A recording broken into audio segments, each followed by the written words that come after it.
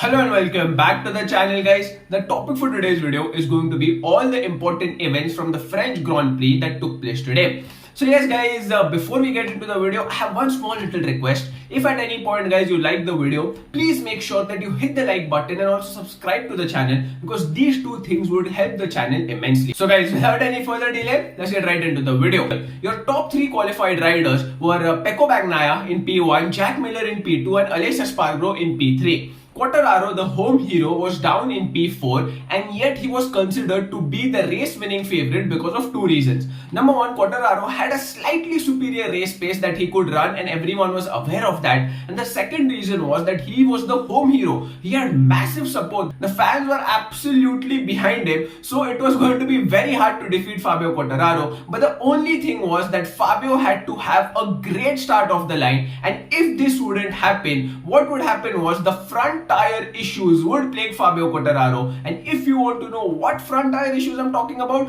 click on the video in the I button that's popping. You will know everything. So guys, now let's talk about the race start. So guys, as the race began, off the line it was all Ducati mania. The rider who had the best start was obviously Jack Miller. In P2 was Enea Bastianini and Pekko Bagnaya was in P3. So the Ducati bikes went off the line like a bullet. But the biggest loser in the race start was Fabio Quartararo, who at the end of lap 1 was down in P8 and had a horrid start to the race, and it would plague him later. So guys, the next talking point would be Pekko Bagnaya from hero to zero. Yes guys, Pekko Bagnaya was good with the race pace. We knew that all throughout the weekend, and at the beginning of the race, in the initial stages, he would overtake Jack Miller and he would hit the front. He would lead the race. He had a clear track in front of him, and all that he needed to do now was actually keep leading, keep his head down, show the consistency and go ahead. He was doing exactly that for the majority of the race, but all the problems started coming in when Enea Bastianini came in the picture.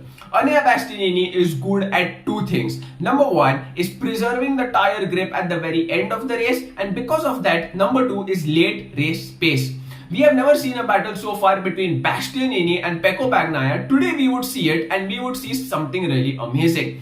Bastianini would actually show Pekko Bagnaya the wheel with 7 laps to go. He would overtake Pekko Bagnaya briefly, and then Bagnaya would fight back and take the position. But this was enough to put Pekko under immense pressure. Pekko was so pressurized that just a few corners later, he ran it wide and he buckled under this pressure, and just 5 corners later, Pekko Bagnaya crashed out under intense pressure from Enea Bastianini, and that was something really great to see. Bastianini just put so much pressure on Pekko, he buckled, and that was the end of the race for him. Next talking point would be Fabio misses out. Yes guys, the home hero Fabio Quartararo had the expectations of so many French fans on his shoulders, and obviously they wanted their home boy to win. And with all these expectations, Fabio Quartararo just wanted one thing, that was a great start to the race, and that is exactly what he did not get.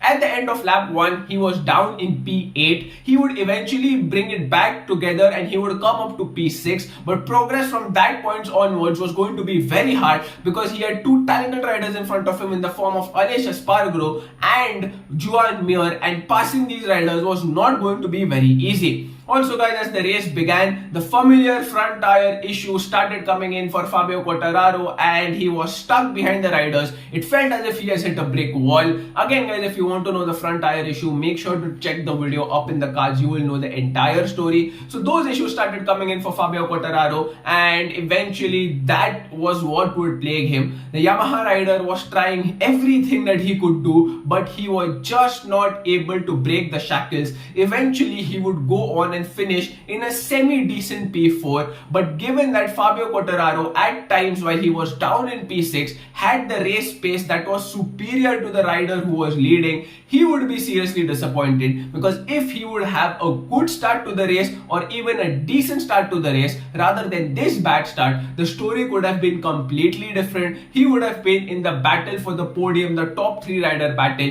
That is what did not happen, and Fabio Quartararo would be seriously disappointed with with this P4 in his home Grand Prix at Le Mans that he surely could have won. So guys, the next talking point is obviously going to be the magnificent Bastianini. Guys, how many times this season we have seen Andrea Bastianini pull off this masterclass? Whenever he has been on the podium this season, he has always been in P1. That tells you a lot about him, guys. He's a rider who's either going to be P1 or he's just not going to be there. But jokes apart, guys, it was a magnificent ride by Bastianini. The way he pressured Pekko Bagnaya at the very end of the race. In the middle part of the race, he would overtake Jack Miller to get into P2 and immediately start exerting pressure on Pekko Bagnaya. He was all over Pekko and we could visibly see that he had the pace to overtake Pekko, and he did not take long. He absolutely would show him the wheel just after a few laps, and Pekko would get pressured and buckle under that pressure eventually. And it was a superb ride by Bastianini. The beast, as they call him, was completely on beast mode today. It is one of the best rides that I have seen that Bastianini has produced. Yes, this season he has produced a few more, but this, according to me, was one of the best. Absolutely awesome racing by Bastianini, complete dominance towards the end of the race.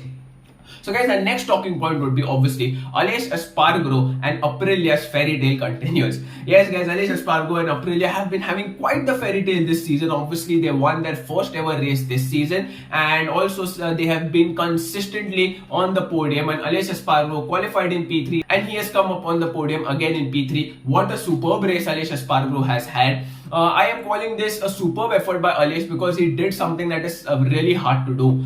Aleix Espargaro, almost in the start of the race, has had Fabio Quartararo on his shoulder, trying various different amount of things to get in front of him. But Aleix Espargaro was someone who just did not budge.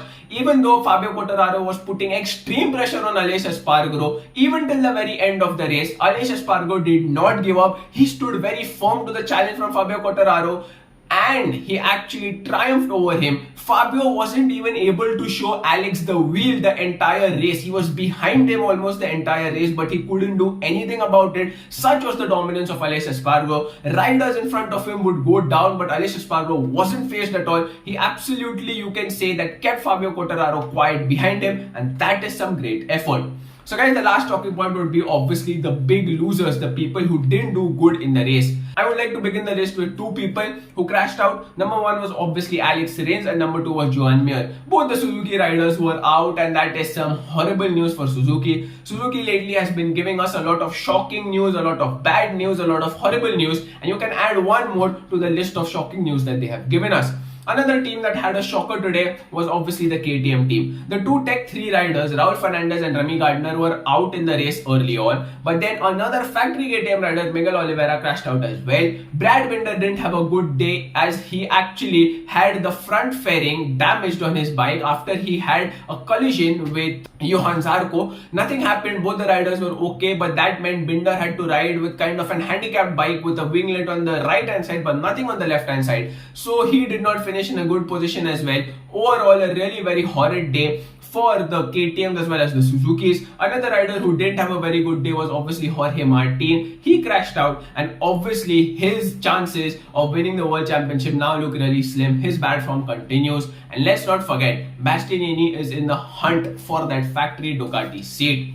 So guys, these were all the talking points from the French Grand Prix at Le Mans. I will also leave a top 10 before I end the video. It will be flashing on your screens right now. Do make sure to see if your favorite rider made it to the list or he did not. So guys, that was it for this video. If you liked what you see, like button. If you dislike what you see, dislike button twice. Also guys, if you're new to my channel, please make sure you do not forget to hit the subscribe button, ring the notification bell, and I'll see you guys in the next video.